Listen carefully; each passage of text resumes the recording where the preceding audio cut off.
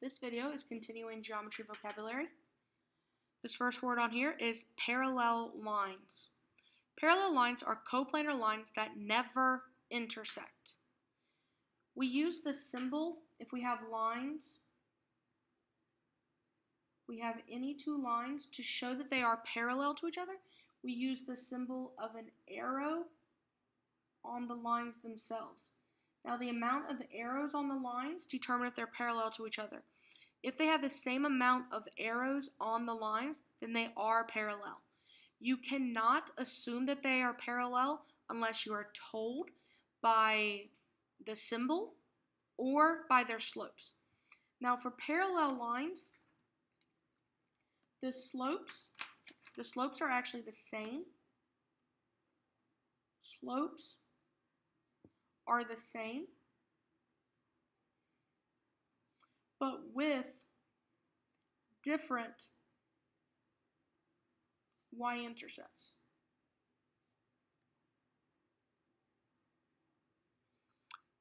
So if you are given two lines and you have the arrows in them, they could also just be an arrow that looks like,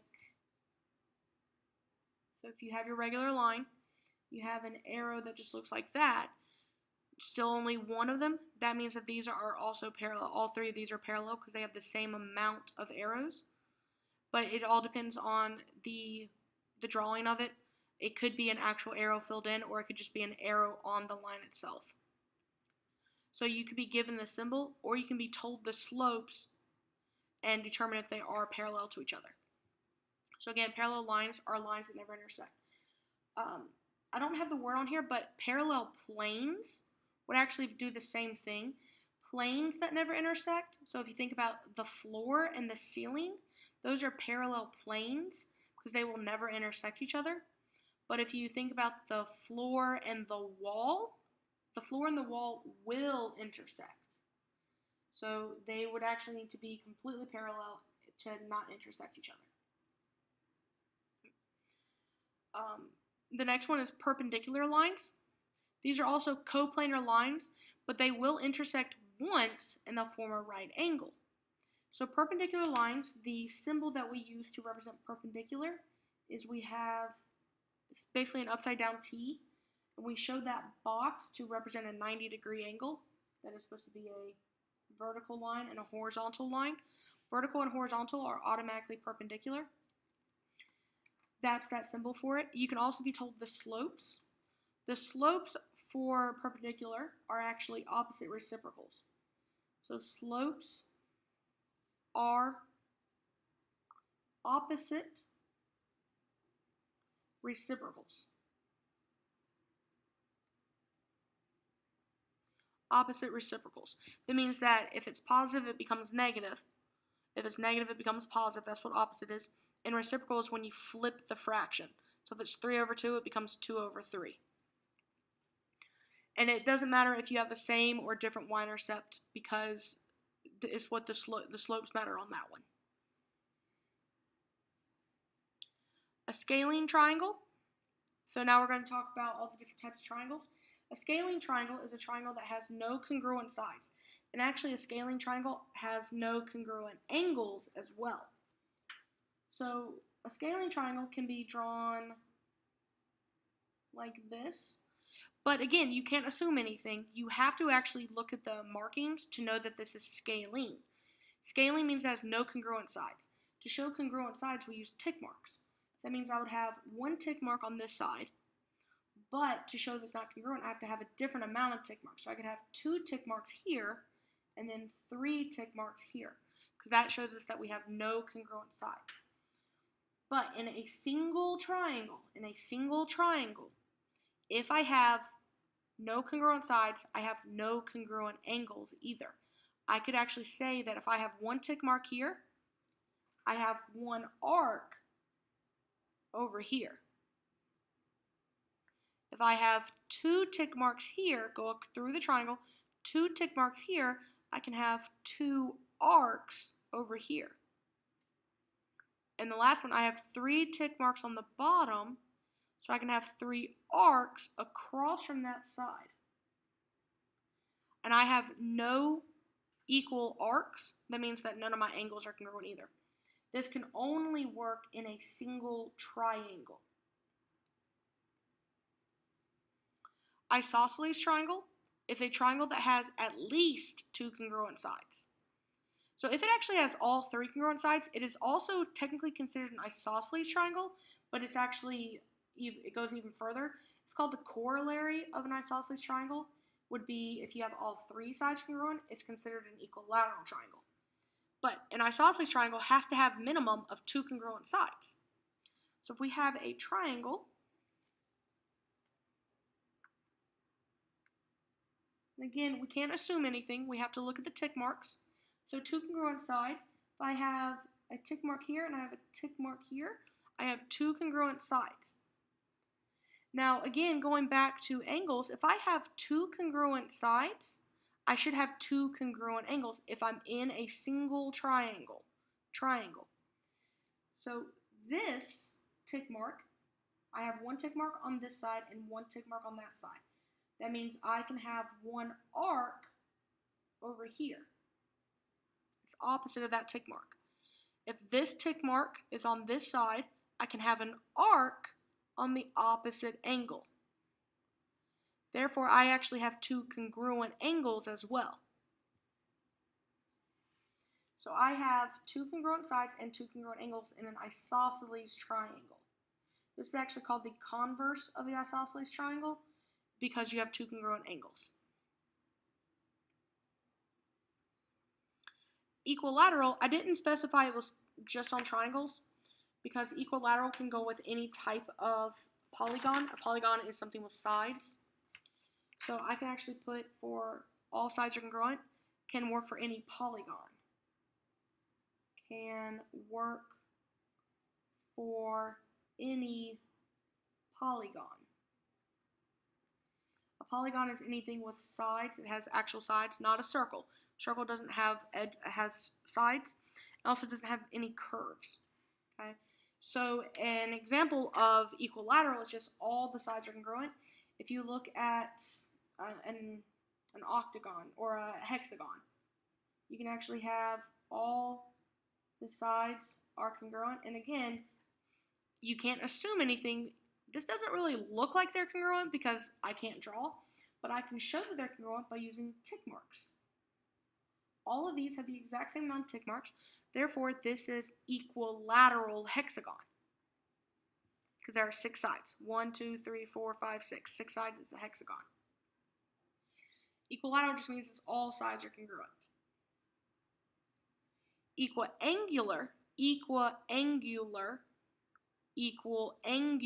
means all angles are congruent. So all angles are congruent could look like, if you think about a rectangle, just a rectangle, all rectangles have 90 degrees. So all of those angles are congruent to each other. All of those angles are congruent. Now, one piece of information that you do need to know with regards back to triangles, because I was talking about scaling and isosceles triangles, but then I didn't talk about the triangles here for equilateral and equiangular. All equilateral triangles only,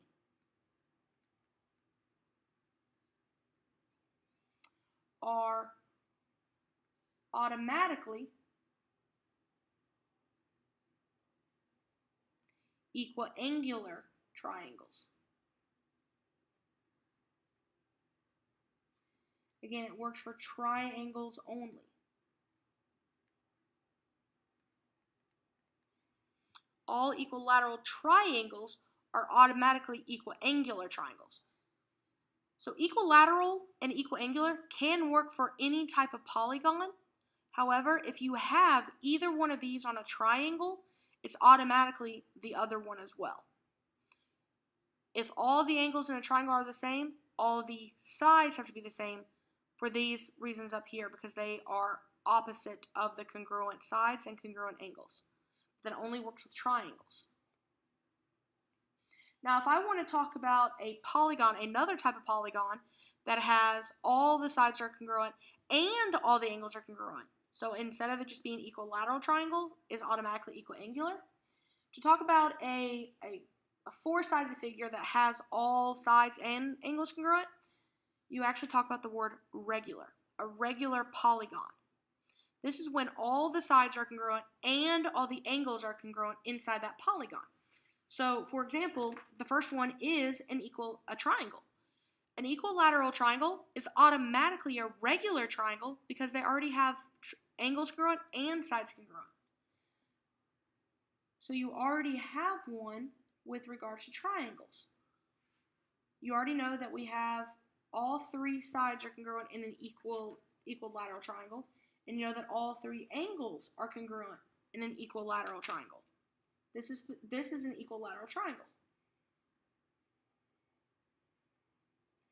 But once you get into different size polygons, we just use the word regular. Now, the next size up would be four sides. The regular quadrilateral, which is what four sides are, would actually be a square. Because all the sides and all the angles are congruent in a square. All the sides have to be congruent, and all the angles are right angles. Now, a square is the only regular quadrilateral. The square is a regular quadrilateral. Quadrilateral because there's four sides. Lateral means four. Lateral means sides, and quad means four. Now, square is a regular quadrilateral. It's actually the only regular quadrilateral. But once we get into anything bigger, like 5, 6, 7, those just become regular pentagon or regular hexagon, regular octagon. They don't have a very specific name like equilateral triangle and square. These are automatically regular polygons. But once we get into higher ones, they don't have like special names. They don't have special names like a square does. But regular means it's equilateral and equiangular. This last word is the triangle inequality theorem. The triangle inequality theorem actually states that to be a triangle, the sum of the two smaller sides must be bigger than the third side. So if we have a triangle, any type of triangle we have, and if I just name them sides A, B, and C, by the way, sides, when you're on a triangle, you would name the sides using lowercase letters, not from segment A, B. I wouldn't use the big letters. I could, but right now I'm just using little a, little b, and little c. But the angles across from them use the big letters. So if this is little a, the angle across from it would be the big angle A. This would actually be big angle A. The little b is across from the big angle B. It's always across from. And then the little c is across from the big C. This is the angle.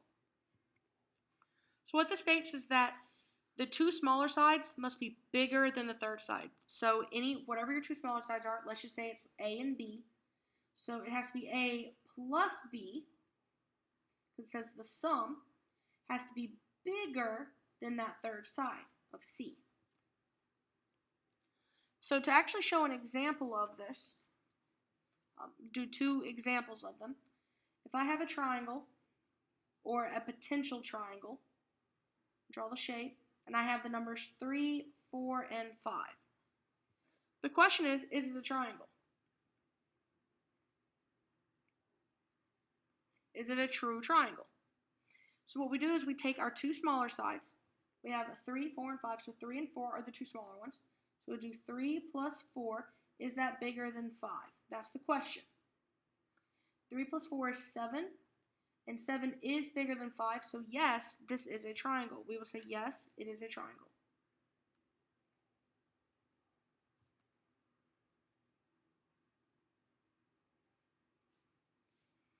Now, if you were given just the numbers, without the symbol at all, if you were given the numbers 1, 1, and 7, These are side lengths. Now, 1 and 1, since you have two congruent, you would automatically think this would be an isosceles triangle because you have two congruent sides. However, if this is not a triangle, then it is not an isosceles triangle because it's not a triangle. So what we do is we figure out if your two smaller sides add up to be bigger than the third. Your two smaller sides are 1 and 1. So the question is this a triangle? So we take our two smaller sides, which is 1 plus 1, and is that bigger than 7? 1 plus 1 is 2, and is that bigger than 7? No. 2 is not bigger than 7, therefore this is not a triangle. Not a triangle. If it is not a triangle, therefore it is not isosceles either. And if you want to understand why, it has to be, the two smaller sides have to be add up to be bigger than a third. If you're trying to make a triangle, and if it's equal to it, so if we have two lengths, and your triangle is your third one, if your triangle, if your base is bigger, let's say it's about here, and we're trying to close the other sides, and they never touch because they're not big enough, then it doesn't form a triangle. So if you have side lengths that are equal, so if they're equal to that base, then they would just form a line, and they would not form a triangle because they close and they form a line.